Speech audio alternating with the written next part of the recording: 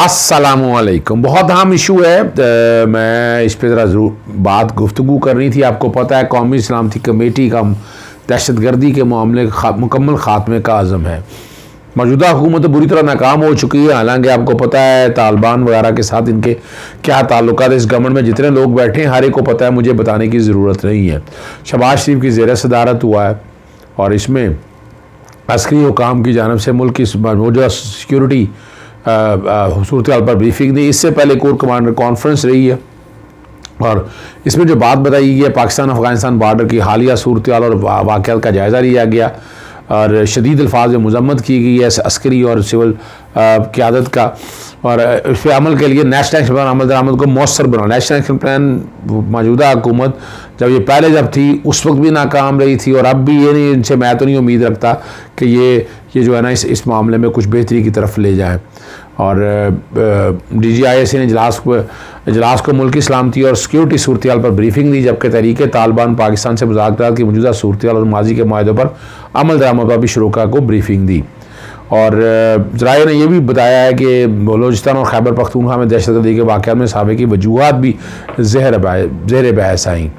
और इसमें chief of the army staff general Asim Munir, वज़ीर ख़ारजा बिलावल भुट्टो, वज़ीर दाखिला राना सनाउल्लाह, वज़ीर दिफ़ा और ये बहुत इसहाक़ वगैरह बहुत से ये सब लोग मैं ठीक है जी। और जो भी है बयानी शनिया मैंने क्या बताना है, मैं सिर्फ आपके सामने में मैं रख रहा हूँ। और अब ये जो बात जो अहम इशू है, चलें बहरहाल इसमें और मज़ीद बात नहीं मैं करना चाहता। अगली जो बात है वो टेक्नोक्रेट हुकूमत में बड़ी मर्चें लगी हुई हैं बहुत से लोगों को। रज़ा रब्बानी ने भी अपना इजहार किया और पाकिस्तान पीपल्स पार्टी ने उन्होंने कहा कि मुल्क में अदम इस्तेहकाम आएगा। कहना था तवील मुद्दती निगरान टेक्नोक्रेट हुकूमत के ख़िलाफ़ मुज़ाहमत करेंगे। अब ये सबको मर्चें इसलिए लगी हुई हैं कि ये हुकूमत डिज़ोल्व होकर टेक्नोक्रेट बननी है ना, या निगरान हुकूमत बननी है, तो ये क्यों चाहेंगे? ठीक है ना जी। और आइन के ख़िलाफ़ है वो कहते हैं। भी आइन भी मैं तो नहीं मानता आपकी इस बात से। भाई टेक्नोक्रेट निगरान हुकूमत की बात हो रही है, आप ये क्यों लेकर बैठे हुए हैं कि टेक्नोक्रेट क्या हर्ज है अगर बन भी जाए। और टेक्नोक्रेट हुकूमत से मुल्क में अदम इस्तेहकाम और इस तरह की बातें हैं, लेबॉर्ट्री के तौर पर इस्तेमाल करने की बातें हैं। वफाकी वज़ीर कानून ने भी बयान दाग दिया। और वक्त से पहले अगर असम्बलियाँ जाती हैं तो 90 रोज़ और वक्त के मुताबिक अगर असम्बलियाँ गई तो 60 रोज़ में इलेक्शन होंगे और असम्बलियाँ तहलील होने के बाद निगरान हुकूमत आएगी। उनका टेक्नोक्रेट की यह बात नहीं समझ रहे। लॉन्ग टर्म निगरान सेटअप और मुआशी एमरजेंसी की बातें हो रही हैं। आइन में ऐसी कोई गुंजाइश नहीं है। मुल्क में मईशत के लिए इक़दाम आइन के अंदर रह कर इक़दाम उठाए जाएंगे। अभी तक किया क्या है ज़रा ये भी बता दिया जाए कौम को। और उनके मुताबिक है जी चैलेंजेस से नवाजा हो रहे हैं और बड़ी इधर उधर की बातें। बहरहाल मैं तो डिस्कस नहीं करना चाहता, लेकिन आप ज़रा बात को समझ जाइएगा। मैं फिर आपके सामने मैं रख देता हूँ। आइन का आर्टिकल 224 बैकग्राउंड पे चल रहा है, 224 और 224A, जिसमें बताया गया है कि 90 रोज़ के अंदर जो है ना ये असम्बलियाँ तहलील अगर करते हैं तो सूबाई असम्बलियों में, और अगर वफाकी असम्बली में डिज़ोल्व होती है तो 90 रोज़ में इलेक्शन होने हैं। अच्छा, ये वजह, इसकी बुनियादी वजह ये है कि जो टाइम मुकर्रर होता है वो तो हर एक को पता है कि फ़लाँ टाइम के ऊपर होना है, तो 60 रोज़ की लिमिट इसलिए वहाँ दी हुई है।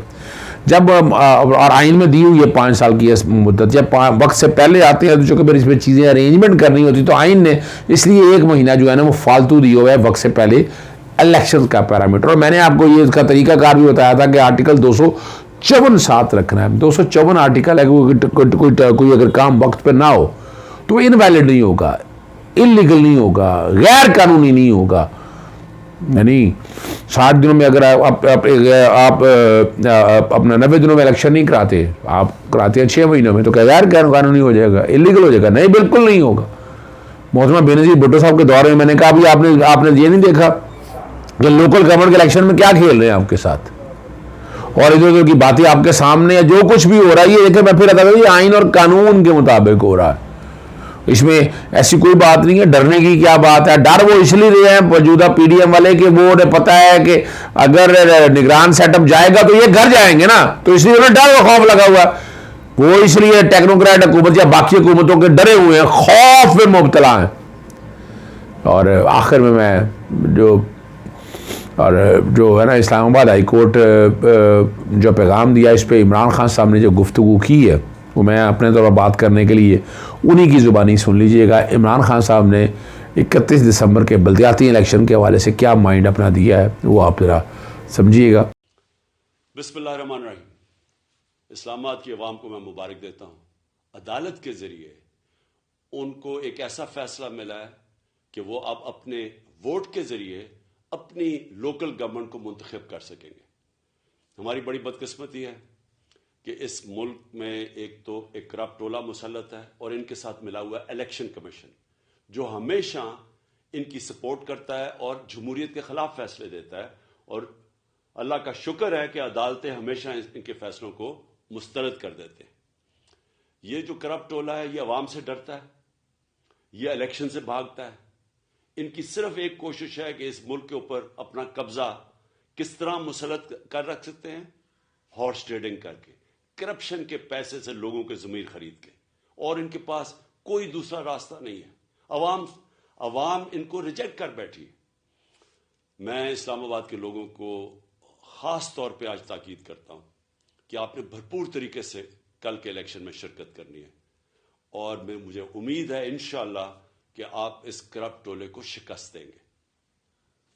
दूसरी तरफ जो है इलेक्शन कमीशन ने इस्लामाबाद में 31 को इलेक्शन करने से इनकार कर दिया है और हंगामी इजलास तलब किया। डीजी लॉ मोहम्मद अरशद ने, जिसमें चीफ इलेक्शन कमीशन ने वीडियो लिंक के ज़रिए शिरकत की और इंट्रा कोर्ट अपील दायर करने का फ़ैसला किया गया और आज एक्सपेक्टेड है कि आज इसकी इंट्रा कोर्ट अपील दायर होगी और सेम डे लगेगी और देखेंगे। लेकिन सवाल ये है कि आज तो फिर वो ऑर्डर ही इम्प्लीमेंट हो गया, आप इलेक्शन कहाँ लेके जाएंगे आगे? वो तो आप आज करना है।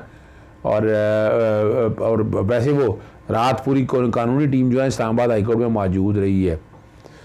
मैं और होने को तो रात को भी हियरिंग हो सकती है या होनी है। मैं जिस वक्त प्रोग्राम रिकॉर्ड कर रहा हूँ मैं रात के उस पैर में, अभी तो मेरे पास इस खबर नहीं है। सुबह आप ये कहें कि जनाब वो तो रात को हियरिंग हो गई थी, तो वो एवरीथिंग इज़ पॉसिबल ना। आपको पता है मौजूदा हुकूमत के लिए कोई मसला नहीं है और चीफ जस्टिस आमिर फ़ारूक साहब के बारे में बड़े तहफ़्फ़ुज़ात हैं, कई केसेस के हवाले से तहफ़्फ़ुज़ात हैं, तो वो मामला भी चल रहा है और कि कम से कम 7 दिन का वक्त दरकार है, ये इलेक्शन कमीशन कहता है।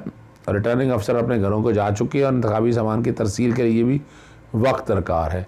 अफरा तफरी की सूरत हाल है और बड़ा चैलेंज बन गया और ये कह रही है इतने कम वक्त के अंदर, तो रात ही को एक्सपेक्टेड है इसकी हियरिंग हो ना और सस्पेंड हो जाएगा। और लेकिन जो 7 दिन का टाइम दिया है तो अगले इतवार तक तो फिर कराना पड़ेगा और इस्लामाबाद हाई कोर्ट इसको इस तरह इतने अरसे के लिए ना नहीं कर सकते। दूसरी तरफ वफाकी वज़ीर दाखिला भी पेश हो गए, उन्होंने कहा कि ना हम सिक्योरिटी नहीं दे सकते। क्या सिक्योरिटी देनी है जी? यानी अंदाज़ा लगाएं, आपने 25 मई का वाक़या रोकना था, करना था, क्या कुछ किया आप लोगों ने? ये सारा कुछ है और बड़ा मुश्किल है। कोई मुश्किल नहीं भाई, आपको तैयार रहना है। आपको नहीं पता था इलेक्शन कराने हैं 31 के लिए, आप सामने होना चाहिए था ये सा। और अब ये सिक्योरिटी का बहाना ये बनाते रहेंगे, क्या सिक्योरिटी की अहमियत है या नहीं है आप ये समझ सकते हैं, बड़ा मुश्किल है। लेकिन बहरहाल चलें, कोई फ़र्क नहीं पड़ता इन चीज़ों से। अब अगली बात क्या है, लंदन प्लान में जो खबर एक आई है वो अब तक मैंने शेयर कर देता हूँ। नवाज शरीफ पाकिस्तान आना चाहते हैं, मैं पहले भी बताया था, मज़ीद बात बता रहा हूँ, लेकिन वो चाहते हैं पंजाब की हुकूमत को गिरा कर यहाँ पंजाब में आएँ और एक दिन भी जेल ना जाएँ। हालांकि वो भाई सजा याफ्ता है, जैसे ही आएगा जेल जाना पड़ेगा, इसमें बेल शेल नहीं मिलनी है। वो लोग कहते हैं कौन सी प्रोटेक्टिव बेल भाई, जैसे आप एक तो भगौड़े हैं, आप भगौड़े हैं और आप इजाज़त लेकर गए थे और आपने इस्लामाबाद हाई कोर्ट के ऑर्डर की भी वायलेशन की है, आपने लाहौर हाई कोर्ट के ऑर्डर की भी वायलेशन की है। दूसरा वो इस्लामाबाद डरे हुए हैं कि आएंगे यहाँ पकड़े तो जेल जाना पड़ेगा। कराची में भी अपना आसिफ अली जरदारी ने कहा आ जाएं आप, लेकिन वहाँ भी डर और खौफ बहुत है ना, डरे हुए हैं ना, आसपास जितने हार्डन क्रिमिनल रखे हुए हैं। अब जनवरी में मुझे बता हुआ है, अगर आप अभी असेंबलियाँ तहरीर हो जाए तो फिर नवाज शरीफ तो बहुत मुश्किल नज़र आएंगे आपको आते हुए कहीं। वो बिल्कुल ना, उनके बच्चे चाहते हैं कि वो एक दिन भी जेल के अंदर गुजारें। जेल में तो वक्त गुजरना चाहिए ना अगर आपने जुर्म किया है। चले बहरहाल इजाज़त चाहता हूँ। अस्सलाम वालेकुम, अल्लाह हाफ़िज़, पाकिस्तान जिंदाबाद।